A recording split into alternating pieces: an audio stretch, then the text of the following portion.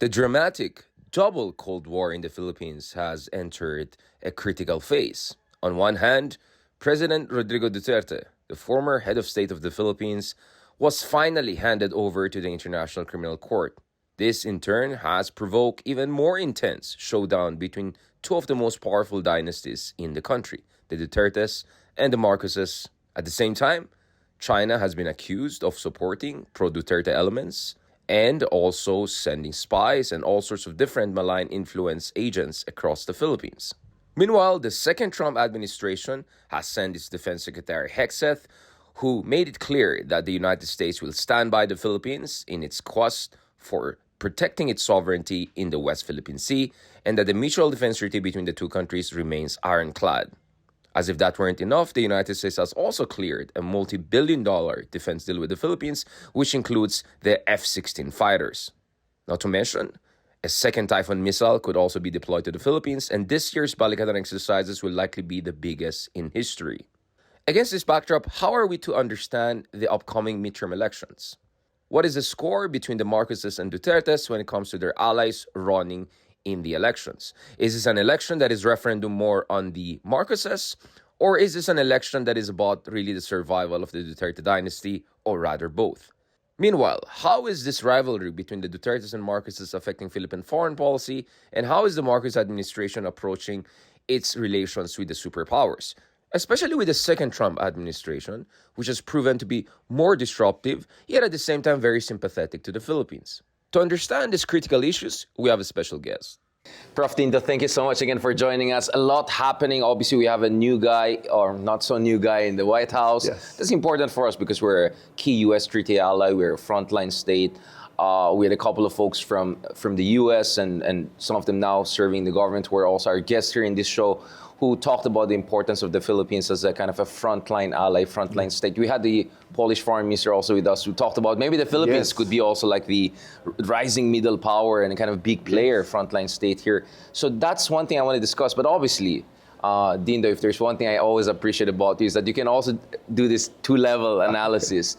Simulan muna tayo sa midterm elections. Yes.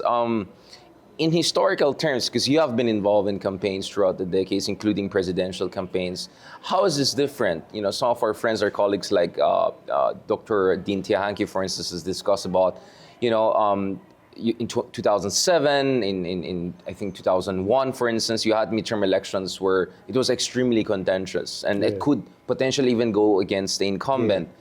This election is quite interesting too because you have the complete conflagration of one's so-called unity. So one of the biggest dynasties in the country's political dynasties, the Dutertes, are all-out opposition. And there's so many opposition groups that at least one of the candidates, I think this was Bam Aquino, didn't want to even talk about the term opposition. Well, he just said, I'm independent. So in historic terms, Dindo, is this something unprecedented? Or what are the parallels and what are the differences compared to other contentious midterm elections we had in the past? I think what we are seeing in 2025 that makes it different is really there's a lot of political noise right before it, to the point that you see a divided country. But this divided country, I think you have to give benefit to the sitting administration that when they broke away from their original unity, they built a broader unity among different political forces. When you break down the candidates for the House of Representatives, you cannot count more than 8 that would like to align themselves among incumbents member of Congress with President Duterte and his allies. When you look at the Senate and you track all the names that might win, you could see an easy 9 out of 12 that might go for the president. And if he harnesses his machine, it could even go as 10 to 11. Depending on the political capital that the president would like to push. So this unity that we see today is a unity that can bring us to the next level post-2025 election. That means it can make a country stronger. It can neutralize a certain group. Like we will just be honest about it, the Dutertes, be neutralized. And from there, we can really move together as one nation, stand up as one nation, and build the future until 2028 when we see a new game, which is who will succeed the Marcoses. Either he has strong economic successes by the time, given his initiatives this past few years, then he manages inflation, then he will come out strong and a very influential person come 2028. And I got a little bit like the neutralize is quite a tokang terms. Let's just say like put them in the right place or make sure they don't poison the mainstream. Yeah, it's a I try to be as honest as I can be, Yes. but it's really when you look at the noise and as I engage externally, the political noise Yeah. that is being driven by social media followers, bloggers of the Dutertes, and the disinformation that came with it, really is affecting our reputation. Are they outside. destabilizers? I mean, now let's use their own terms, Yeah. right? They used to use that term to silence any kind of Yeah. independent. Are Dutertes destabilizers, basically? Their followers tend to elevate to that level of political discourse and noise. And it's affecting the image of a country that wants to build an investment-led economic growth. And why is that important? We need jobs to be created to address inflation. You can never really address inflation by managing prices. The best is to create the job opportunities, broaden the job opportunities, and get people with better income through not being underemployed, not being jobless in their minds. So we need that kind of stability in the last 3 years of this administration because we might miss the boat, considering the projection is by 2033, we will have 1 trillion economy, even in spite Yeah. of government's political noise. So me, as a patriot, I hope to see that from our people. And upper middle income country, finally, hopefully. Yes. Yeah.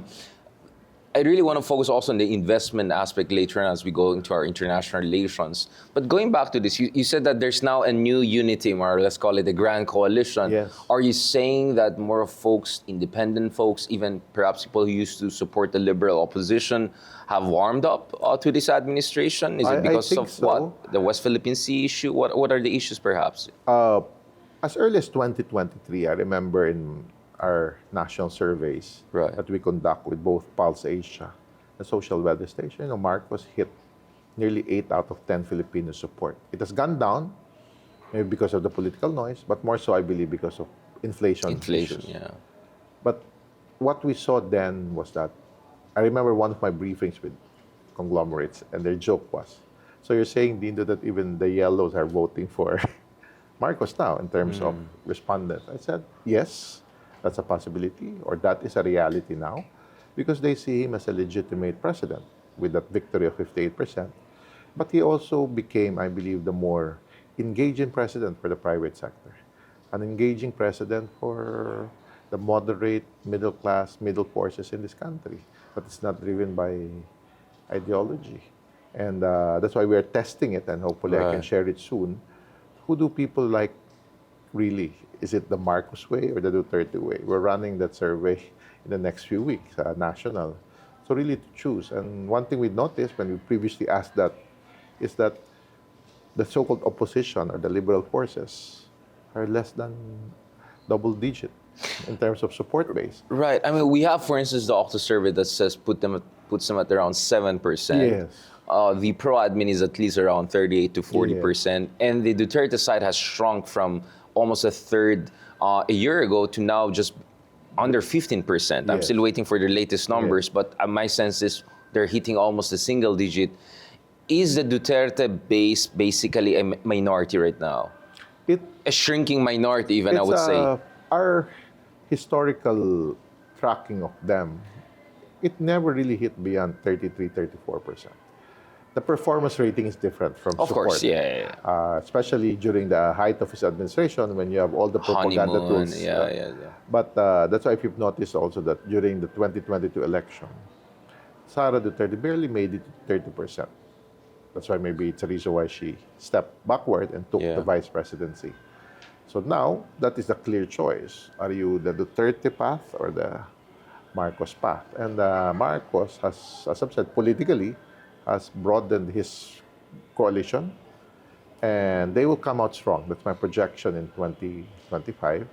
And as they come out strong, I think the broader moderate sector of Philippine society, private sector leadership, will be supportive of that, especially if all this issue on budget, lack of transparency can be addressed by this government. Because for me, I think there was a misunderstanding on that. We're all commenting on a piece of paper called notes of the of notes of bicameral. Right. I For me, call it blind item, not blank item. Yeah. because in my case, I'm a former deputy secretary of the Senate. Right. Bicameral notes is not what is important, Yeah. because the first thing a senator will say, can we ask the secretariat to finalize it? And what is important is what is signed, approved by The enrolled both houses, version, enrolled yeah. version. And you have to give credit to the Department of Budget and Management. After it was signed, it was uploaded in the DBM website. And not because it's unprogrammed, it will be stolen. Yeah. Because unprogrammed means, can we afford Yeah. that, subject to availability of funds? Unprogrammed means you have not filed enough background for what you would like to spend on. That's why it's called unprogrammed budget. Right. I see that in the So modernization. it's a floating fund waiting for specifications. Yes. Right. Yeah. The reason I'm saying this is I was so concerned with the news that modernization was cut. Right, from 50 to 36. But Yeah. but we were told on this program by Admiral Trindad that actually it's on program, yung na-slash. Yes, that's what I'm saying. Yes. So, but unprogrammed means it did not get lost. They need to Just find finalize the allocation, the details. Yeah, the details. Because you cannot just program something which is not detailed yet. So those kind of interpretation has created to the political noise that has been jumped into by those with political motivation. And as a nation, we're being pulled to this kind of debate. Like, how come another issue is ayuda? How come ayuda was good during the time of Duterte, good during the time of Pinoy, even Pinoy? nice. It's suddenly, at this time, it's a political tool. Well, they say it's worst budget ever. I heard. I know, heard but say, I'm confused. What is the worst budget? So what I do is I always go back to the citizens or the voters. 2 surveys, Social Weather Station, Pulse Asia, telling me ayuda is seen positively because it has worked for them. it's social welfare program. Yeah. So the question is, we should ensure a transparent and accountable execution. And temporary, that means it has to be part of a program where people can graduate. But to simply call it the worst budget, and when you ask for details, nobody can really... Well, I asked for comparative data and I was laughed at. I said, like, well, you cannot say worst if you cannot compare it to the That's others, also right? True. But without us knowing it, it's becoming part of the political noise. And I'm concerned with that. Because for me, our external challenges is quite important, given the state of the world today, given the opportunities that we can turn for our country. But this domestic noise being driven by, really at the end of the day, the lack of transparency in how confidential funds were spent. How I'm a former Undersecretary of Education. We never had those funds before. We never had that. We never received an envelope when I was there. I mean, those kind of things. It's a Duterte invention, right? It's a Davao, essentially, project. The intelligence funds has been misused in terms of the executive branch. And it's good to put some accountability there. And that's what the public is saying. And I believe it's good to make people accountable to whatever your political leanings are. But if there are not enough facts, let's also stop the spread of disinformation, because it's affecting the view of the world towards us, because we have that strategic importance now. But if we have domestic noise, people who look at us as valuable as a nation, as an archipelago, given where we are, our location, our people, our human strength, sayang. We lose that opportunity again. So then you're saying maybe not destabilizers, but a great distraction, which is still bad and evil in itself. If you look at the genuine opposition, genuine meaning hindi yung dating kasama sa unit team natanggalan, biglang bitter na naging. There's really a divide between, I would call the Never Marcos and the Never Duterte camp. And the Never Duterte camp actually is much more flexible. A lot of them are like, matino yung policy niya sa West Philippine Sea, he's statesman-like. Unfortunately, there are still problems, but it's not at the same level. As one Philippine historian put it, Marcos Jr. is ironically a very EDSA president, Yeah. right? It's a very traditional president. As if there's even a continuation of Aquino, Exactly. binig noy to Marcos. And some Duterte supporters would call him the second Pinoy administration. That's what So the Never Duterte camp is, on one hand, really about the Dutertes posing a unique challenge to constitutional order. Yeah. Because I think if you look at Duterte, he didn't only challenge the opposition, he challenged the whole coordinates of Yeah. our constitution, openly calling for revolutionary government, which he still is doing, Yeah, right? yeah. And then the other part of the Never Duterte camp is more like, ito na yung presidente natin, his success is our success. It's more like that kind of mindset. But we still have a very, let's say, vigorous and passionate Never Marcos camp, who tend to be really zeroing in on this worst budget ever, like whatever could be potentially wrong or actually wrong. I mean, of course we're for scrutiny. This is a democracy. We should have a scrutiny. But, Prof. Dindo, do you think na na-weaponize yung legitimate scrutiny or over-scrutinization ng some of the liberal elements within our chattering classes, Could if be I can put it that way? Yeah, weaponize would be a good term. Yeah. Because without them realizing it, it has been turned into part of the negative campaigning against a legitimate sitting president. And when you track and break down, as I've said, I tend to be citizen or voter-centered in my analysis.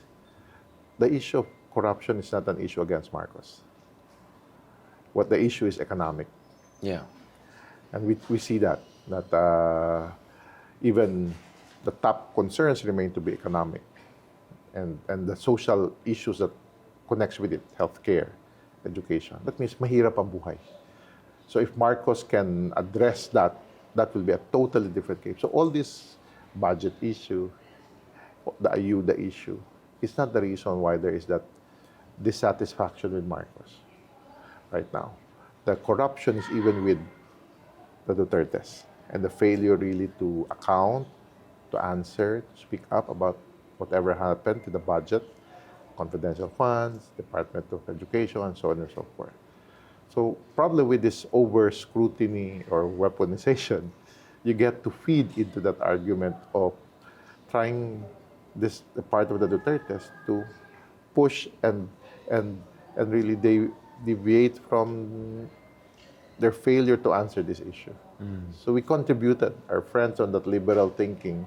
Yeah. No? And at times, Inadvertently, obviously. Yeah. that's the sad part. Yeah. And I remember talking to some supporters, and I said, any problem with the ayuda? It's being stolen. And I said, who? Who said it was being stolen? I spoke to this, but I realized it's the same story. Yeah. That's when I asked them to be specific. I said, then we should get these people to speak out. Istorya siya. Parang very Duterte istorya. Yeah. And the fun thing with that, suddenly they hide behind, a priest told me. I said, come on, don't tell me that.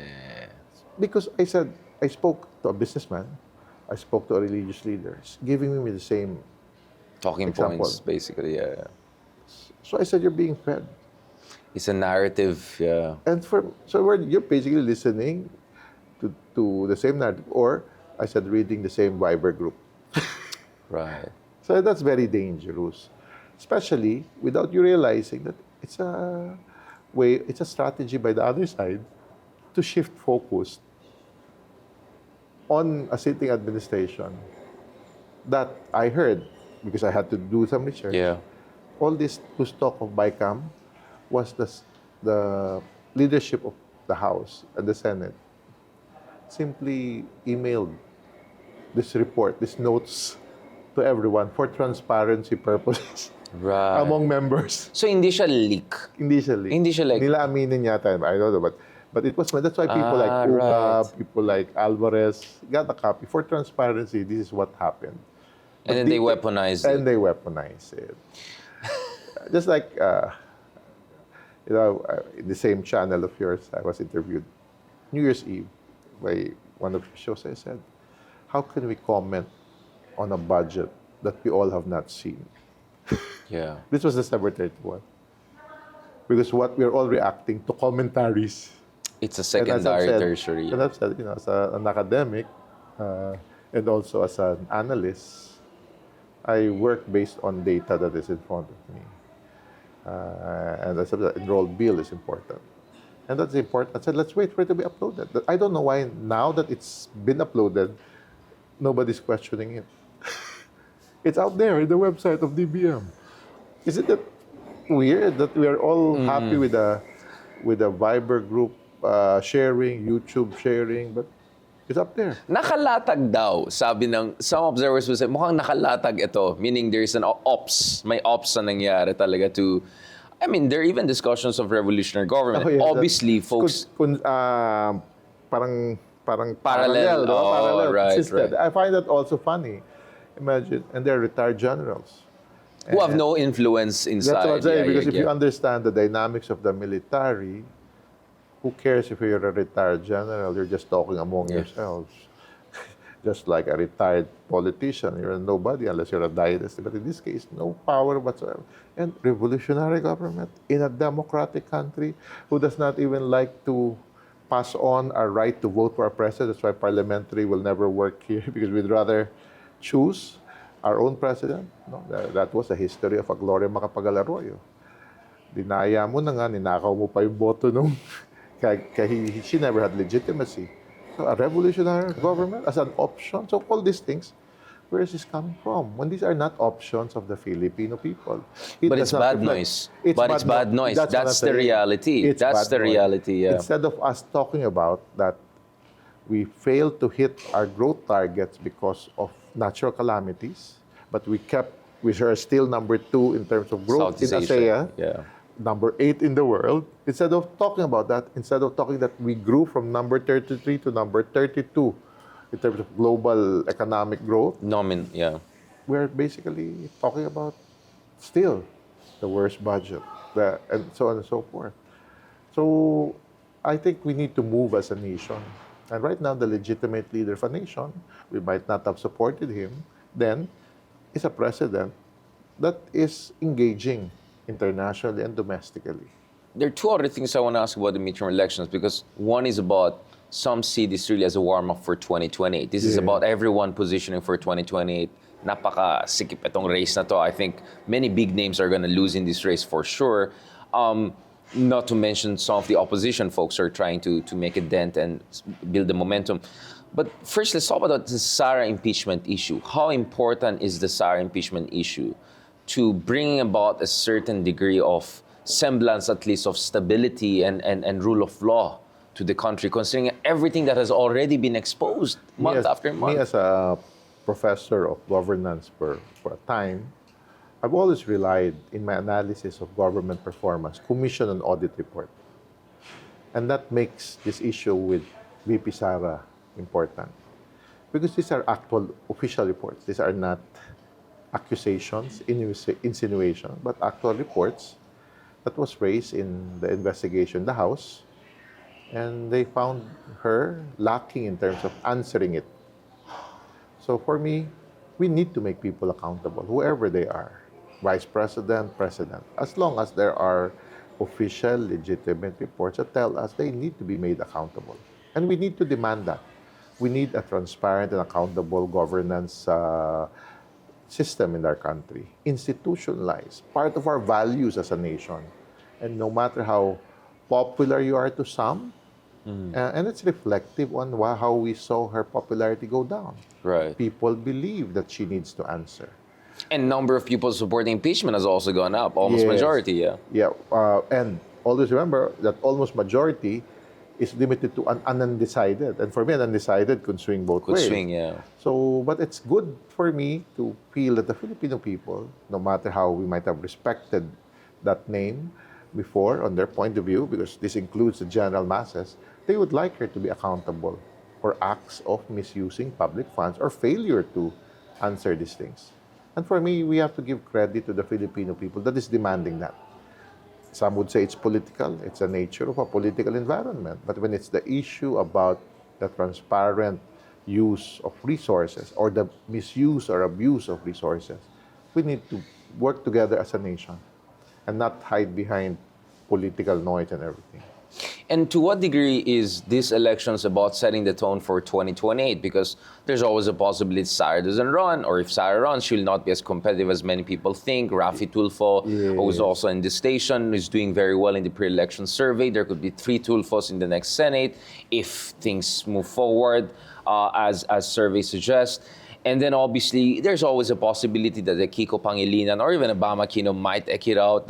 There's still some competitiveness there. And then there are a couple of strong administration candidates who may have also their ambitions for higher office. So how is this about also I'll answer you comparatively.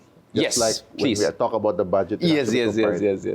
2001, did we ever think that Fernando Po would matter in 2004? 2007, did you ever think that Noynoy Aquino would matter? Would Duterte would have mattered in 2013? Or in 2019? 15 even, some would say. 2015. Yeah. Or 2019, at that time, Bongbong Marcos was losing in his recount. So a lot of things can happen. And normally, it moves and happens, in this case, by 2027. So it becomes an open race. And So you don't think that 2022 was a kind of a new juncture whereby the favorites eventually became the winners and decisive winners? Marcos was not favored until there was unity between the two. I mean, once the alliance came that was about. October 2021. Remember, before that, Isko Moreno was Right, building number up. 2, number 3, yeah. Then he made a mistake of, having his own campaign manager give more interviews than him. I always say that that's what's wrong with the campaign. So for me, it's time that we will see somebody will rise. Let's just hope that they will rise on the issues that matters to the people. They will rise on the issues that matter, especially the sovereignty of the country, based on what the people want. That they would never vote. At least 74% would never vote for a candidate that is pro-China. That 82% would say that they'd rather vote for a candidate that will stand up to their rights. Those are the type of issues that we want our candidates to stand up. When that is, when will that be? Depending on post-2025. On one hand, economic issues needs to be addressed. That's why for me, if Marcos, and I'm seeing this trend that because we have from data that I saw, reached the highest level of investment approvals in BOI. But for it to be translated into a foreign direct investment, normally it takes 1 year or 2 years because of permitting. That's where the ease of doing business happens, or the challenge of that.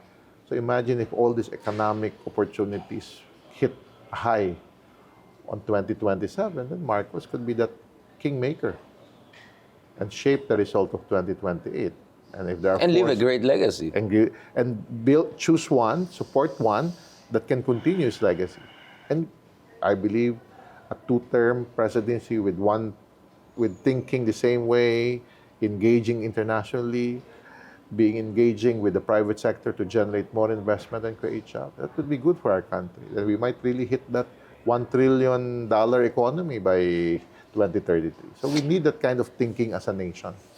Dindo, let's talk about this, because the other realignment we're seeing is not only that the so-called pro-China candidates are being more marginalized, although one of them is still doing very well in the surveys. I think what's lacking is we are not mentioning them. Or maybe maybe there should be a McCarthyan now. Just kidding. There should be. But in fairness, I think some of these candidates have recalibrated. For instance, Senator Bato de la Rosa, who has been accused of being soft on China, went on and said, handa ako makapag, patayan dyan if Because kailangan. it's a big issue now in the election. So they're feeling the heat. What did they do in the 6 years? Of Duterte. Of Duterte. And even beyond, I would say, right? Even the past 2 years or How so. come they delayed the Maritime Zone Act? Right. How come some of them delayed the Archipelagic Lanes Act? Because those 2 laws were important as a post-2016 Arbitration award. That we turned it into an actual legislation. But there were some forces. We should remind people who those candidates are. Well, some of them would say it's because of the Saba issue and because you didn't want. It's nothing to do with that because Saba issue is still there. So these are all excuses. And who did Duterte travel with in China? Including the other year, without any coordination with DFA, right? Yes. Yeah. Those are things that we always have to remember, that the government of Duterte appeased China. We lost 6 years. And we should not go back to that situation. Now you have a second Trump administration, which is very strong about rejuvenating American manufacturing. You look at Lighthizer, you look at some of the big voices within the American economic thinking nowadays in America. They're very much about making sure that they'll use tariffs, they'll use whatever punitive measures combined with incentives to bring back manufacturing to America. But in fairness to them, there's also a lot of discussion about working with allies to create kind of a great wall, right? To constrain the rise of a kind of a China that weaponizes economic interdependence. This is a term you hear a lot in Tokyo, even in some European capitals nowadays. So Dindo, I mean, obviously everyone is quite aware that there is a dynamics between Europe in transatlantic relations. This tension has been running for quite some time. But the Trump administration always had a peculiarly friendly relationship with Indo-Pacific partners. He just hosted Prime Minister Ishiba, he hosted Prime Minister Modi, hopefully soon our president. He had great meeting with Ambassador Romualdez throughout the years, exactly. So Marco Rubio on the sidelines of the Munich Security Conference had an extreme... And even the call of Hegseth with the... with Secretary. And Mike Waltz also with Secretary Guibo. So those kind of engagement tells us we are in a different position than other We're countries. in the good books. We're in the good books, maybe because of our important strategic location from a point of view of American interest, whoever the administration is. And we should put value on that. And critical to that is the reality that our archipelago is really representative of what might happen in the greater Indo-Pacific. What happens in South China Sea might flow to the Pacific Islands or to the Indian Ocean. And Taiwan, and of Taiwan. course. So we need that kind of understanding from our own people. And how do we turn that into an opportunity? How do we turn that strategic role that we have now, and our government is responding to it positively, and really as a nation, maximize it by even turning issues of national security into issues of economic security. That's important, right? Because if you look at the essays of Marco Rubio back in the day for the national interest, if you look at his Senate confirmation hearing, if you look at his latest statement during the meeting on the silence of Munich Security Conference, he keeps on saying, and that shows how astute he is, or perhaps is listening to the right people, reading the right people, that one reason people like Duterte were able to gain some traction, or at least almost sabotage the alliance, was this argument that the US was not investing enough, literally speaking. That it was a very security-oriented relationship with its own discontents. And that the way forward is a much more comprehensive relationship. I have a piece with the American conservatives, which is influential with the Republican circle, about this, because the new idea right now in the American strategic thinking, the conservative circles, not only in heritage, is this idea of China-free supply chains, right? This idea of kind of co-development, whereby Taiwan, Philippines, Japan, and US can work together to create a new manufacturing era, which is safe from weaponization. Where do you think that the Philippines can come in? Because last year we were discussing about that 100 billion investment pledges and all of that. How do you make sure it doesn't end up like the Chinese pledges, which are empty pledges, pledge The trap? good thing with those pledges were that this is different countries. Right. Even it's a G7 initiative, the so-called Luzon Corridor. And I think they have reiterated that position again on how they would like to continue their strategic investment, first in Luzon Corridor. But I go broader than that. We don't have a strong manufacturing sector. We can be part of the supply chain of this American first interest. That means they cannot produce a lot there. Maybe they can offshore it or friendshore it to us. Friendshore it, And I remember Secretary Bessent sharing that thinking that maybe it's time to friendshore. That is our American first. Then we see ourselves also maybe playing in that critical mineral space, semiconductor space, nickel, copper, and even semiconductor space. That as we move to the so-called green transition, in whatever is left with that, we play that. So a lot of opportunities. And for American companies who continue to be driven by what is good for their profit, we are a big market.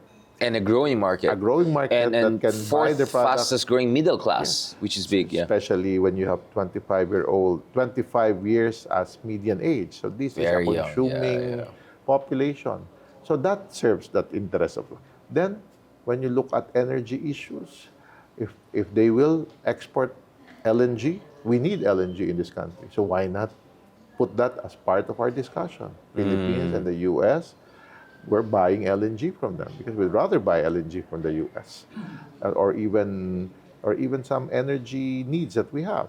We've always been quite positive with engaging with American companies on that. So how do we turn this into an opportunity, and how can we be flexible enough and continue our discussion? So very critical really is our own embassy in the U.S. Yeah. We have a good ambassador there. He'll be properly placed. He has access to all these people. He has created all this opportunity for them to meet. So I think we are in a good position, not because of Trump per se, but the value that we add to this relationship. As I've said, strategic location, a young workforce that can consume, and even the presence of critical minerals. And the manufacturing, the not advanced manufacturing, is an opportunity now because we don't compete with them. We can be part of their supply chain. So I see a lot of opportunity. That's why I always say I entered 2025 cautiously optimistic. A lot of possibilities Yes, of of course. success. It's how we manage that. Manage You the play your cards 2025, well. Yes, and engage well. I want to go, maybe it's a bit too technical, but obviously, what I always get from our counterparts in the West, G7 counterparts, whether it's Japan, Germany, and others, is that they want us also to do our assignment. Yeah. We also hear that from our South Korean partners who are very, their point is, we love the Philippines, we love the numbers we're seeing, but we hope you also nudge things in a certain direction. For instance, infrastructure is a very important one, right? Particularly in a geopolitical sense, because it's literally something you see. Yeah. And we see China's influence, soft power or sharp power, is channeled through infrastructure projects in Africa, Latin America, Middle East, supposedly here. Of course, it didn't happen. Now, if the Americans want to come in, for instance, because the Japanese have a lot of experience already here, but the Americans, for instance, they're strong already in services sectors, BPO. I'm from Baguio, Texas Instrument. They'll be important in semiconductors, among others. But in terms of infrastructure, how do you think the Americans are looking at the situation based on your own conversation? What are the bottlenecks we have to work on in terms of regulatory red There's tape? always that fear that can the Change. corporate governance play the game in the country. But I always tell them, at the end of the day, but you deal in other countries. Some of you even went to China for some deals. So maybe these are wrong perceptions. So how come in our infrastructure space you see Indian companies coming in? The Cebu airport, Cebu Airport, Yeah. Acciona, the biggest infrastructure company of Spain, is here. The good thing with infrastructure, and this is my frustration with this government, we lost 3 years. Yes. Because in terms of infrastructure, PPP is key. Public-private partnership. And there are a lot of private sector consortiums, domestic and international, that is ready to play, that's ready to invest. And sometimes together. We should unleash them. Then maybe that's when the Americans will realize how come these companies are there. How come foreign companies are there. And for me, we don't need the Americans if there are other players. And Japan has been in that space also. And I see even the so-called Luzon corridor, I think Japan would drive that more than ever. So it's very important how we bring not only the U.S. but other countries to look at us and work with us. And for me, it should be driven by the private sector. And that could be key to that infrastructure boom that we need. And I hope the last 3 years of this government goes to that idea. Just imagine if we turn really the so-called Luzon corridor, Bataan, Subic to Batangas, that space. Good infrastructure project, private sector driven, heavily involved foreign countries with their private sector, then you suddenly have a showcase that the Philippines is ready for investment, for business. Then you add new interventions now that create more law, a new tax regime on investments, for investments, that can really say, we are ready. A red carpet treatment instead of red tape. As Secretary Ralph Recto, I heard him say that. That's a nice way of putting it. No, the reason I emphasize the Americans is because I know the Japanese already have a deep footprint, literally below us right now. The subways are being built. You mentioned the Espanol, the Dutch and the Germans are already involved in the airport projects. Yeah. The Koreans have been here, so Indians have already been here. So actually, I was wondering, like, And even on renewable, even the Danish, exactly. Scandinavians are here. So for me, actually, it's the Americans who have to step it up relative to the weight they have here. But for me, the Americans will continue to be a top economic partner for that, even without Exports infrastructure, and because all, of our export market, as I've said, even the possibility of the service sector that has really created a lot of livelihood opportunities for the young people in the business process outsourcing sector. So they play that role. But if they can broaden, especially on the manufacturing side, Yes. or even the data center side, or the telecom side, so that would be a good play for them. And when there's 7 out of 10 Filipinos telling us we trust the Americans more than anyone, so it basically tells us they're there in our hearts, in our minds. So, but that's why the narrative of President Duterte before was never of no basis really. Yeah. It's a narrative that is being fed by China. 6 years after that of his administration, 0.33. I emphasize 0.33% of our investment came from China.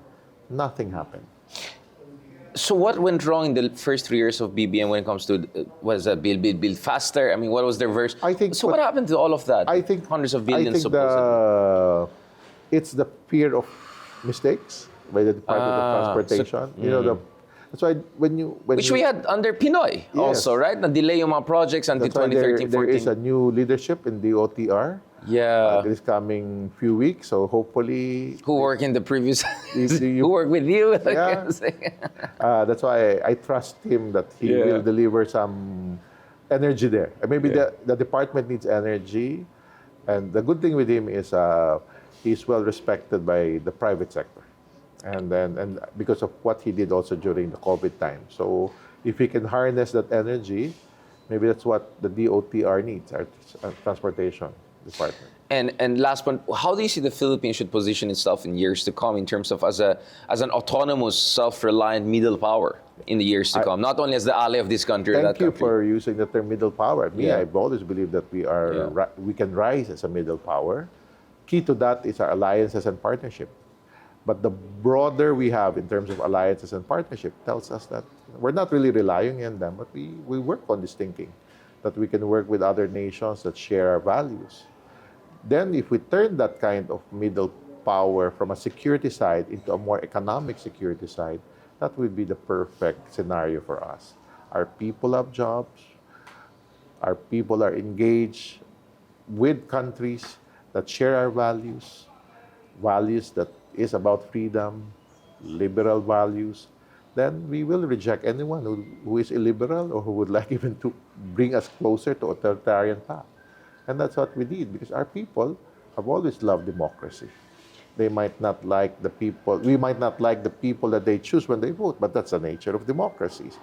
But if we uplift those people with jobs, broaden it more, then you can see less reliance on dynasties, because then that's the only solution, not to outlaw dynasties. They'll always find a way if it's a legal process. So the idea is uplift the people, turn them into middle class, lower middle class. That's enough to give them enough freedom to choose. That's when democracy works. But at the core of that is economic security for our people and for our nation. And therefore, gut issues, economic development will still be a very central That's why issue. job and income is very important. And who can bring that? Private sector, not government. Government can create the environment. But private sector, both domestic and international. I've always believed if we strengthen our international engagement, why will China dare cross beyond the gray zone when you have multiple countries investing, positioning their manufacturing here in this country? That will be dangerous to have some aggression with us further beyond the so-called gray zone tactics that they're doing. On that note of this kind of blending of geoeconomics and geopolitics, and also the rise of the Philippines as a middle power and the need for us to have a bigger middle class. I always say best way to fight corruption is just build a better middle class. Then vote buying goes down, corruption goes down. They will be the first one to push back. And push back. I mean, after all, we middle class have been at the forefront of pushing for good governance. On that note, thank you very much, Prof. Thank you Dindo for this Manhit, for opportunity. this fantastic conversation. Catch us again next week here on One News. You can also check out the long conversation on Spotify and YouTube. I'm Richard Hidarian, and that was The View from Manila, where One News, all sides, all the time.